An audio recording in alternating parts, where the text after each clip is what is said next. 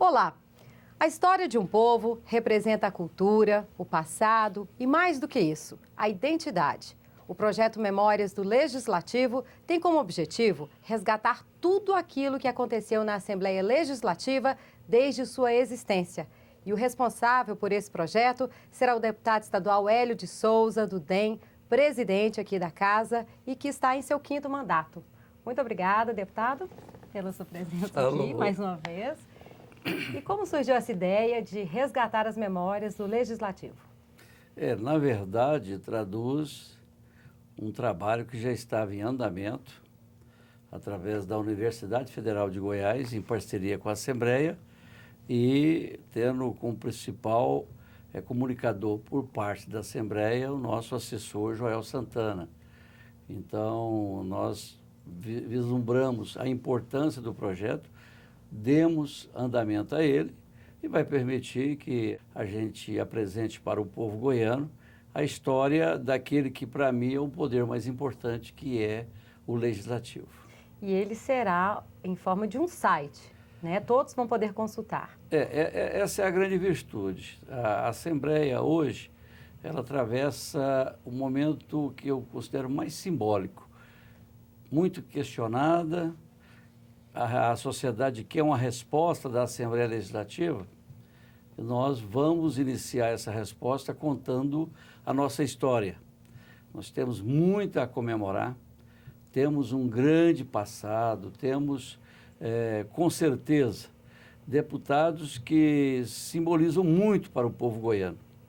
E, logicamente, que ao permitir que a gente faça uma retrospectiva do Poder Legislativo, voltando ao passado e trazendo para o presente tudo aquilo que foi feito, quem fez, com certeza é o primeiro passo que nós vamos desencadear na busca de que estamos preparando o nosso futuro. Até mesmo porque a história, ela continua, né, deputado? O que aconteceu e o que está acontecendo, e tudo isso será colocado em informações digitais.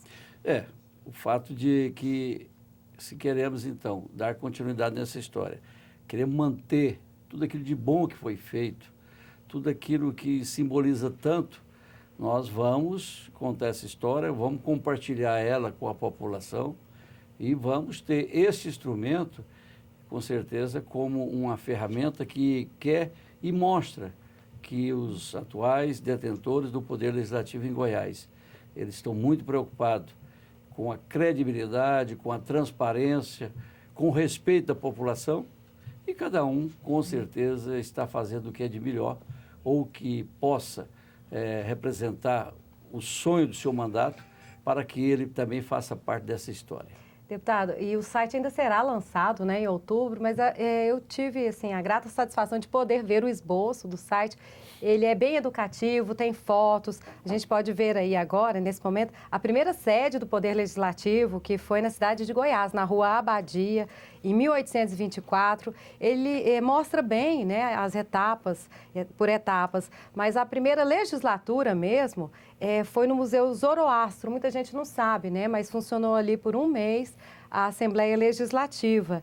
E depois que foi, né, para o prédio na Avenida Goiás, em frente ao Grande Hotel, né? O senhor tem esse resgate aí também, né? Foi atrás um pouquinho para saber.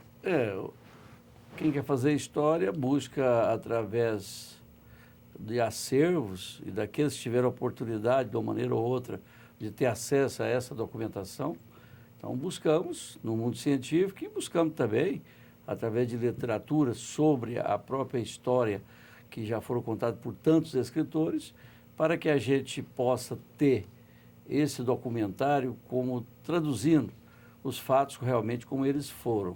E, com certeza, estamos convictos que vamos dar toda a fidelidade dos fatos e vamos, mais do que isso, mostrar que temos muito a comemorar pelos exemplos, pelo trabalho, pela grandeza daqueles que defenderam o Parlamento goiano.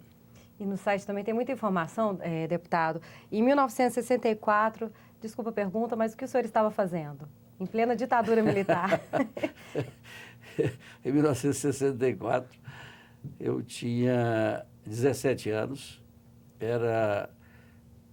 fazia cursinho e estava com certeza em alguns momentos que fazem parte da nossa época, nas praças públicas, acompanhando os movimentos que foram principalmente pela juventude. Quem questionava aquelas questões que aconteceram pós-64, eu acredito que os jovens foram os principais, levantaram as principais bandeiras na busca da democracia. Só depois é que o mundo político tomou frente, mas aqueles que mostraram insatisfação, que mostraram a sua contrariedade, com certeza foram os primeiros a estar na rua para dizer que democracia é feita pelo povo e não pelo uso da força e nem do arbítrio. Mas o senhor já militava, sim? Já tinha umas ideias? Eu nunca fui um militante atuante do ponto de vista ideológico, mas eu pude participar desses momentos. Após 64, já em 68, eu era acadêmico de medicina. A minha faculdade tinha um diretor muito atuante, 21 de abril, e com certeza aquilo que acontecia ali, daí a importância da gente acreditar em ideal, tudo que acontecia ali a nível de discussão e nível de busca de uma resposta, o mundo universitário me permitiu para viver um outro mundo e que se eu quisesse ser não apenas um vencedor na minha profissão, eu teria que defender a liberdade. Então, a minha expressão, resumindo, que eu sempre trago comigo e é um sentimento que eu compartilhei aonde eu estive, foi que a liberdade é a grande arma que permite que eu possa imaginar que pode e deve acontecer aquilo que o povo quer, desde que se respeite a liberdade. Porque a opressão não leva a nada, né, deputado? Eu só situei esse ano porque no site, gente, fala, em 64, 3 deputados foram cassados aqui da casa nos anos de chumbo, né? Foram Joaquim Olinto de Jesus Meireles, José Porfírio de Souza e Valterno Cunha Barbosa, né? E ainda o governador também foi cassado, né, por ato do presidente Castelo Branco. Então, toda essa reviravolta, né, que aconteceu na história, aqui em Goiás também, ela é contada nesse site, né, deputado? Nada ficou para trás, né? Faz parte do parlamento. É um ato de injustiça você caçar pela força aquilo que foi ganhado pelo voto, só porque se tinha ideais. Se você notar, a história desses 3 parlamentares ainda é contada até hoje, passado tanto tempo, é porque entende-se que não o fato deles terem sido caçados, é porque com certeza eles representavam muito e tiveram uma história bonita para mostrar para o povo de Goiás. Teve um motivo, né? Escolher logo um deles, né? Líder, foi o primeiro líder camponês eleito, deputado, no caso, José Porfírio de Souza, né? Bom, a gente vai para um breve intervalo e daqui a um pouquinho a gente volta com mais história e saber um pouquinho mais da vida do Dr. Hélio de Souza.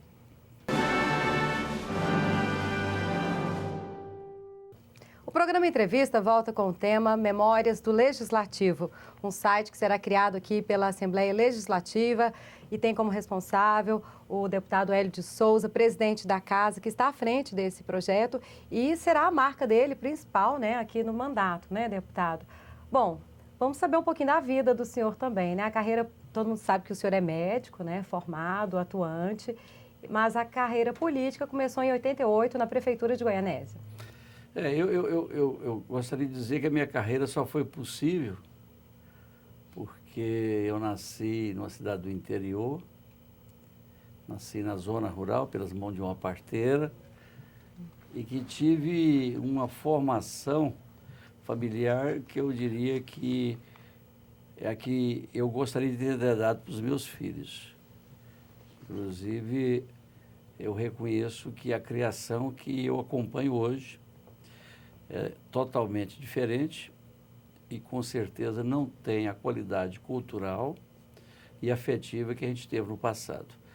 Então, esse alicerce que eu pude adquirir é que permitiu que meus pais entendessem que só através da educação os seus filhos poderiam ter dignidade. E foi o que eu consegui na vida através de escolas públicas que foram que me ampararam. Isso que eu perguntar ao senhor, veio de uma origem humilde? Veio de origem humilde, um pequeno proprietário rural com 8 filhos. Vamos falar Buriti Alegre, não foi? Vamos falar logo, Buriti Alegre. Buriti Alegre, a fazenda chamada Córrego do Mel, e que a gente teve orgulho, então, de ter uma história de pais que enxergavam na educação como a grande luz que nós poderíamos ter. E graças a essa luz, eu diria que, no sentido de sermos assim pessoas realizadas na vida, eu posso compartilhar com todos os outros irmãos.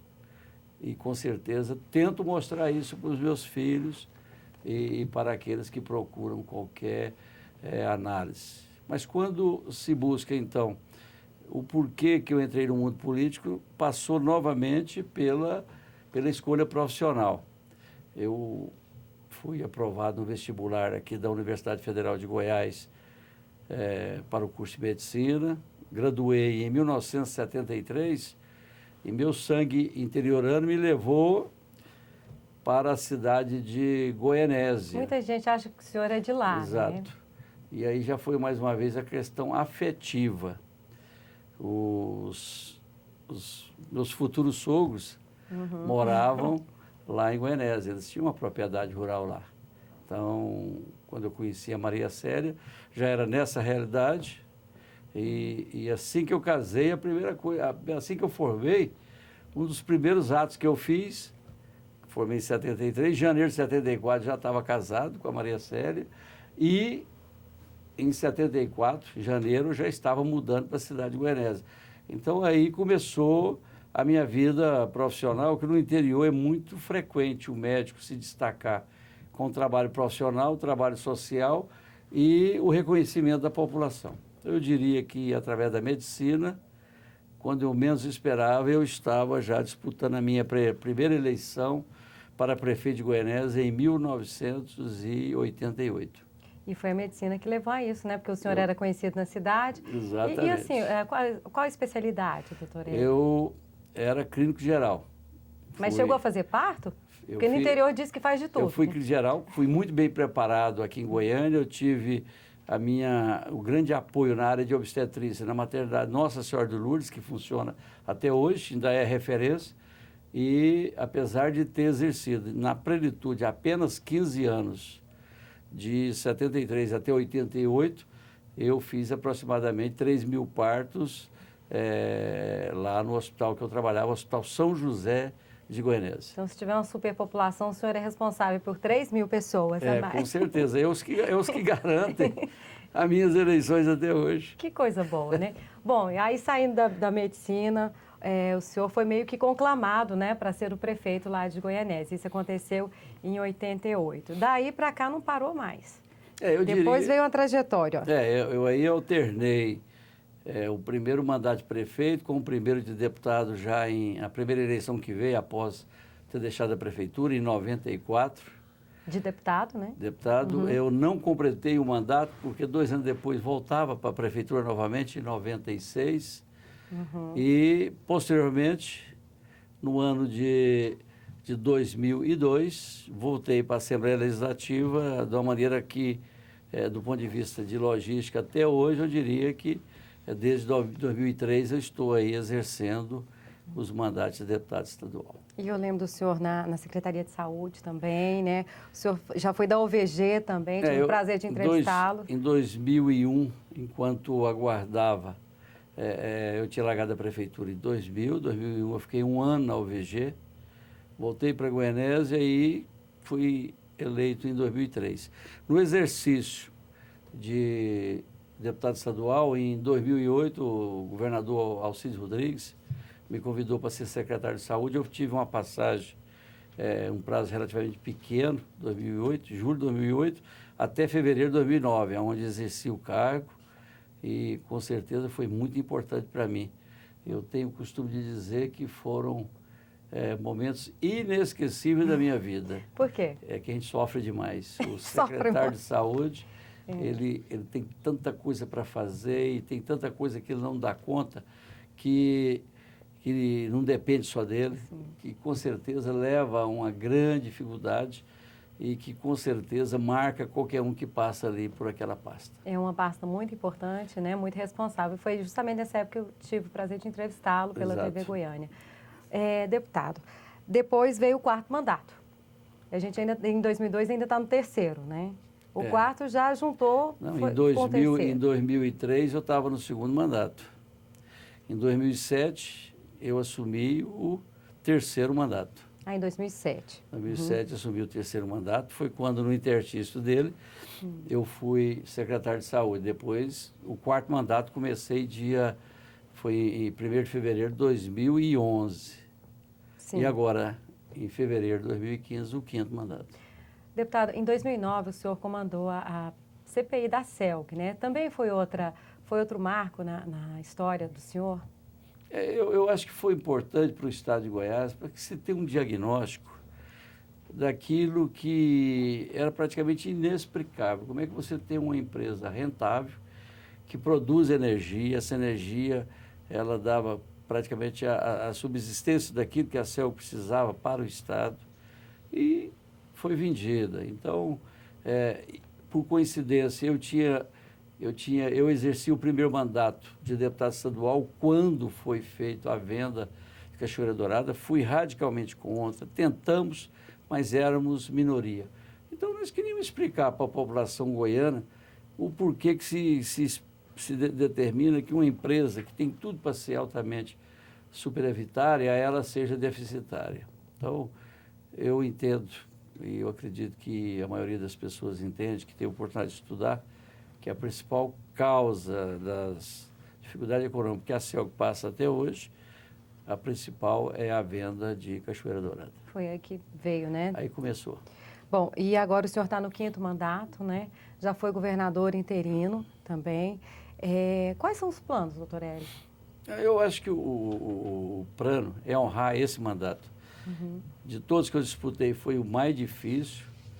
Eu participei de uma coligação complicada do meu partido com o PMDB, que eu agradeço, inclusive, aqueles que aceitaram, porque até para aceitar eu ser candidato, eu sei que teve resistência, mas eu acho que prevaleceu o bom senso daqueles que sabiam da importância do democrata estar na coligação. E eu fui muito ético, entenda-se, mas uma eleição muito difícil, por tudo que caracterizava eu estar uma coligação com um partido que historicamente foi meu adversário.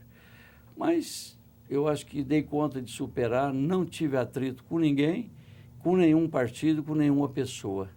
Eu levantei minha bandeira de candidato, consegui a simpatia de uma população que me acompanha e que me deu mais esse mandato. A minha expectativa é honrar esse mandato. Aliás, deputado, o senhor é conhecido, né, por todos pela diplomacia em lidar bem tanto com a base e a oposição. E eu gostaria de saber qual o segredo para isso, porque o senhor se dá bem com todos aqui, conhecido muito pela moralidade, pela ética, né, e vem enfrentando muitos problemas, né? O senhor pegou uma legislatura muito complicada, né, do ponto de vista, enfim, até de escândalos. Eu diria que você ter uma convivência pacífica, mesmo com o adversário, é você tratar o adversário como você gostaria que fosse tratado, ou seja, com respeito. Eu tive aqui, historicamente, de 2003 até 2014, um adversário que era considerado uma pessoa polêmica, mas comigo ele sempre me respeitou.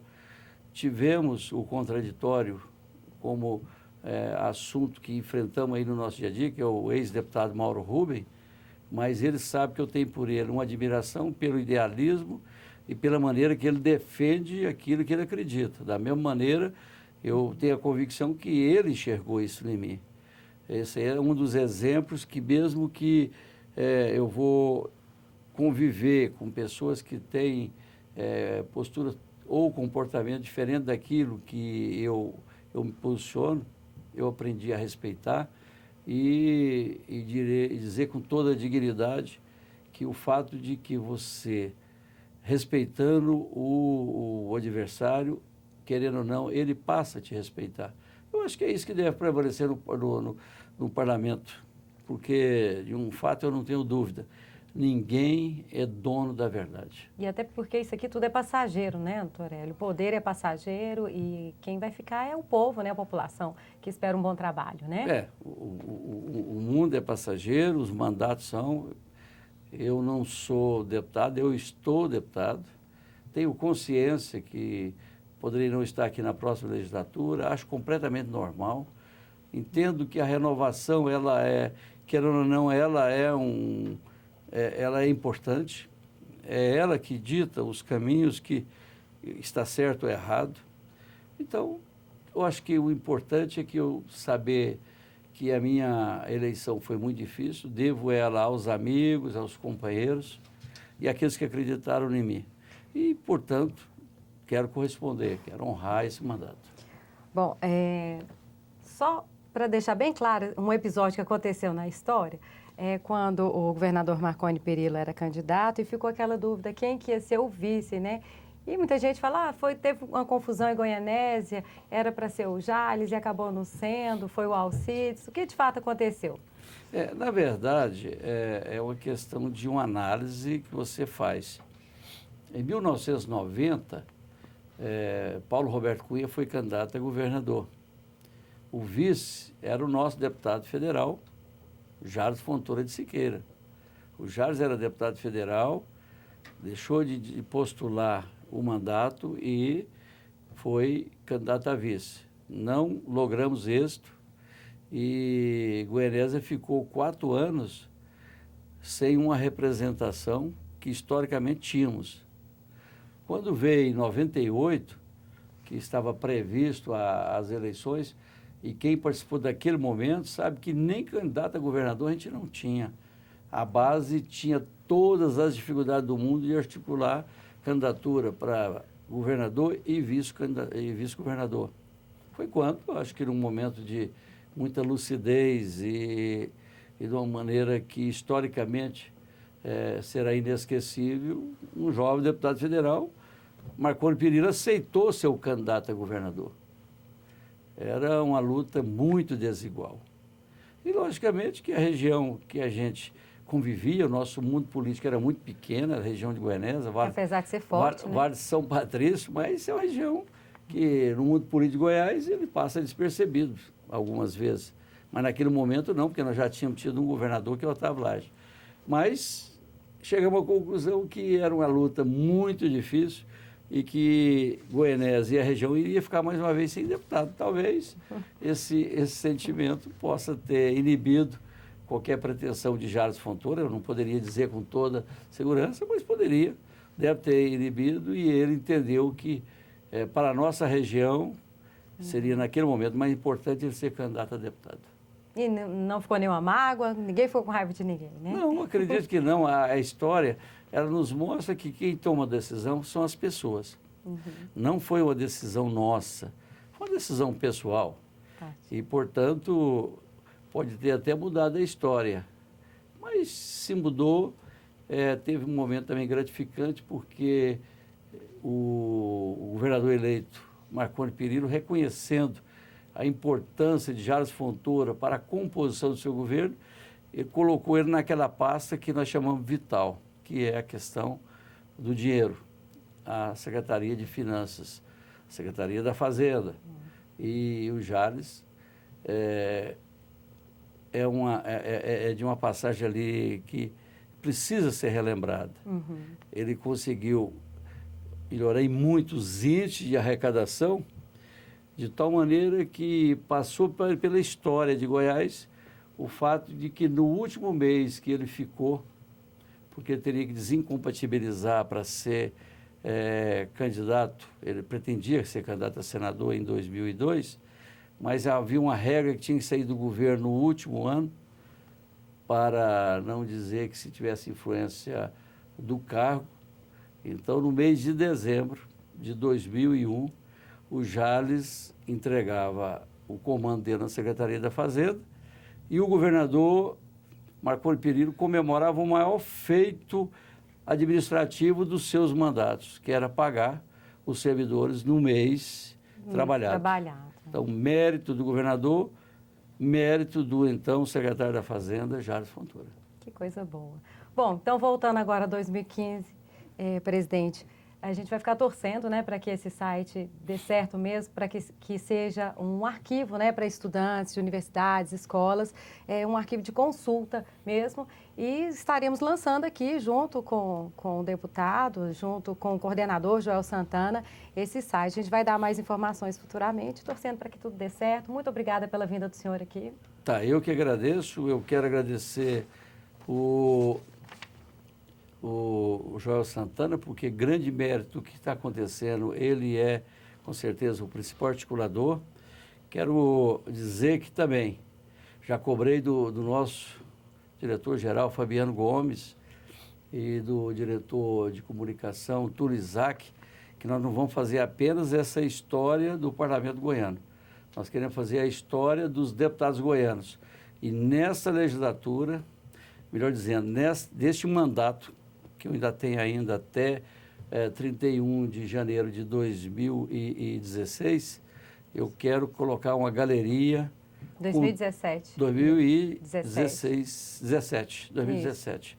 Eu quero colocar uma galeria com a foto de todos os deputados goianos, todos, com uma maneira destacada para dizer, não apenas para os familiares deles, mas para mostrar para o povo goiano quem é que fez a nossa história. Justamente, é isso mesmo. Obrigada, deputado. Falou, um abraço. Muito obrigada. Obrigada a você também pela audiência. Continue com a gente pelo canal 8 da NET ou pelo site que aparece aí no vídeo. Até mais.